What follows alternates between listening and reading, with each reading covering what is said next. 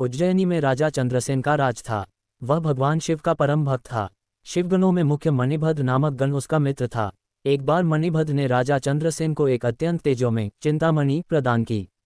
चंद्रसेन ने इसे गले में धारण किया तो उसका प्रभामंडल तो जगमगा ही उठा, साथ ही दूरस्थ देशों में उसकी यश कीर्ति बढ़ने लगी। उस मणि को प्राप्त करने के लिए दूसरे राजाओं ने प्रयास आरंभ कर दिए।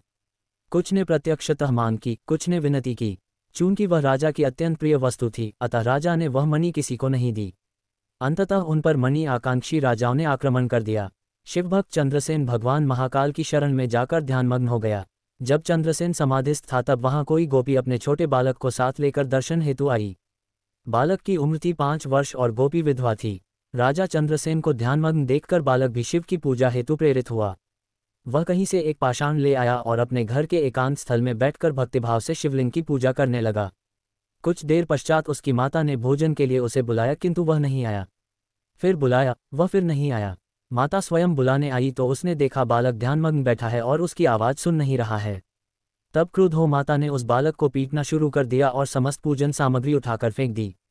ध्यान से मुक्त होकर बालक चेतना में आया तो उसे अपनी पूजा को नष्ट देखकर बहुत दुख हुआ। अचानक उसकी व्यथा की गहराई से चमत्कार हुआ। भगवान शिव की कृपा से वहां एक सुंदर मंदिर निर्मित हो गया। मंदिर के मध्य में दिव्य शिवलिंग विराजमान था एवं बालक द्वारा सज्जित पूजा यथावत थी। उसकी माता की तंद्रा भंग हुई तो वह भी आश्चर्यचकित हो गई।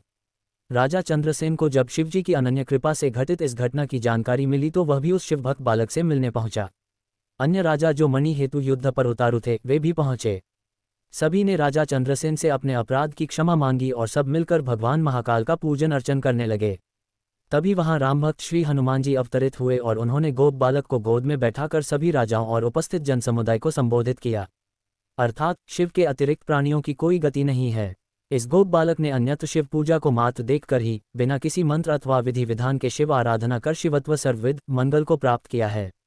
ये शिव का परम श्रेष्ठ भक्त समस्त गोपजनों की कीर्ति बढ़ाने वाला है। इस लोक में यह अखिल अनंत सुखों को प्राप्त करेगा व मृत्युपरांत मोक्ष को प्राप्त होगा।